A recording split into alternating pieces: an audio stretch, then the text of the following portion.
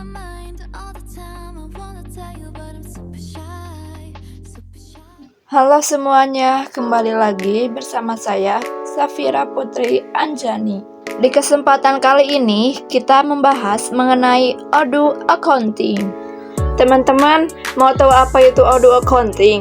Yuk, mari kita bahas. Odoo Accounting adalah modul yang harus ada di setiap sistem berbasis ERP. Hal ini dikarenakan inti dari sebuah sistem berbasis ERP yang mengolah dan menyajikan laporan keuangan dari sebuah perusahaan menggunakan sistem berbasis ERP. Nah, di sini juga ada fitur-fitur. Yang pertama ada fitur customer atau pelanggan. Yang pertama ada invoice atau faktur. Dokumen yang dikirimkan ke pelanggan sebagai tagihan atau produk atau layanan yang telah mereka beli. Invoice dapat dilacak dan dipantau dalam sistem untuk pembayaran. Yang kedua, credit note atau note credit. Dokumen yang digunakan untuk memberikan pengembalian dana atau pengurangan kepada pelanggan ketika ada kesalahan pada invoice atau pengembalian produk. Yang ketiga ada payment atau pembayaran. Mencatat pembayaran yang diterima dari pelanggan untuk melunasi faktur. Yang keempat ada produk. Daftar produk atau layanan yang ditawarkan kepada pelanggan. Produk terkait langsung dengan faktur yang dibuat. Yang kelima ada pelanggar atau pelanggan. Data terkait dengan pelanggan, termasuk informasi kontak, histori transaksi, dan saldo utang. Fitur yang kedua ada vendors atau pemasok. Yang pertama ada bills atau tagihan. Dokumen yang diterima dari vendor atau pemasok sebagai permintaan pembayaran atas barang atau layanan yang telah diterima. Yang kedua ada refunds atau pengembalian dana. Nota kredit dari pemasok untuk mengembalikan sejumlah dana atas tagihan yang sebelumnya dibayar. Misalnya karena pengembalian barang atau koreksi kesalahan. Yang ketiga ada payments atau pembayaran. Pencatat pembayaran yang dilakukan kepada pemasok untuk melunasi tagihan. Yang keempat ada produk, daftar barang atau jasa yang dibeli dari pemasok. Yang kelima ada vendors atau pemasok. Informasi detail tentang pemasok, termasuk kontak, histori tagihan, dan saldo hutang. Yang ketiga ada fitur accounting atau akuntansi. Yang pertama ada journal entries atau entry journal. Catatan akuntansi yang mencatat transaksi secara rinci dalam akun-akun buku besar. Yang kedua ada journal items atau item journal. Rincian transaksi spesifik dalam entry journal yang terkait dengan akun-akun tertentu. Yang ketiga ada transfers. Mencatat perpindahan uang antar akun perusahaan, seperti transfer antar rekening bank. Yang keempat ada analytical items atau item analitik.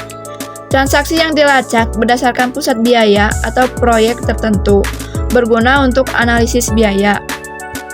Yang kelima ada aset. Mengelola aset tetap perusahaan, termasuk pencatatan akuntansi dan penyusutan aset. Yang keenam ada loans atau pinjaman. Fasilitas untuk mencatat pinjaman yang diberikan atau diterima oleh perusahaan. Yang ketujuh ada reconcile atau rekonsiliasi. Proses mencocokkan transaksi yang ada di buku besar dengan transaksi di statement bank atau laporan keuangan lainnya. Yang kedelapan ada lock dates atau tanggal penguncian. Mengunci periode akuntansi tertentu untuk mencegah modifikasi lebih lanjut pada entry jurnal setelah laporan keuangan final. Keempat, ada fitur reporting atau pelaporan. Yang pertama ada balance sheet atau neraca. Laporan yang menunjukkan posisi keuangan perusahaan pada titik waktu tertentu, termasuk aset, kewajiban, dan ekuitas. Kedua ada profit and loss atau laporan laba rugi. Menyajikan pendapatan dan pengeluaran perusahaan untuk periode waktu tertentu yang menghasilkan laba atau rugi bersih. Yang ketiga ada cash flow statement atau laporan arus kas. Laporan yang menggambarkan aliran masuk dan keluar uang tunai perusahaan selama periode tertentu. Yang keempat ada executive summary atau ringkasan eksekutif. Ringkasan kinerja keuangan utama perusahaan yang sering digunakan oleh manajemen untuk pengambilan keputusan. Yang kelima, ada tax return atau laporan pajak. Laporan yang disusun untuk tujuan perpajakan, pencatat pajak yang dibayar atau jatuh tempo sesuai dengan undang-undang perpajakan. Kelima, ada fitur audit. Yang pertama ada general ledger atau buku besar umum. Laporan lengkap yang mencatat semua transaksi keuangan perusahaan selama periode tertentu, terpisah berdasarkan akun. Yang kedua ada trial balance atau neraca saldo. Laporan yang menyajikan saldo semua akun dalam buku besar sebelum penyusunan laporan keuangan final. Yang ketiga ada jurnal audit atau audit journal. Menyediakan rincian transaksi yang dicatat dalam jurnal untuk tujuan audit, memastikan kepatuhan dan keakuratan entry akuntansi. Fitur yang keenam ada partner reports atau laporan rekaman. Yang pertama ada partner ledger atau buku besar rekaman. Laporan yang menyajikan seluruh transaksi dengan mitra bisnis atau pelanggan dan pemasok, termasuk saldo terutang dan yang terbayar. Kedua, ada aged receivable atau piutang usia tertentu.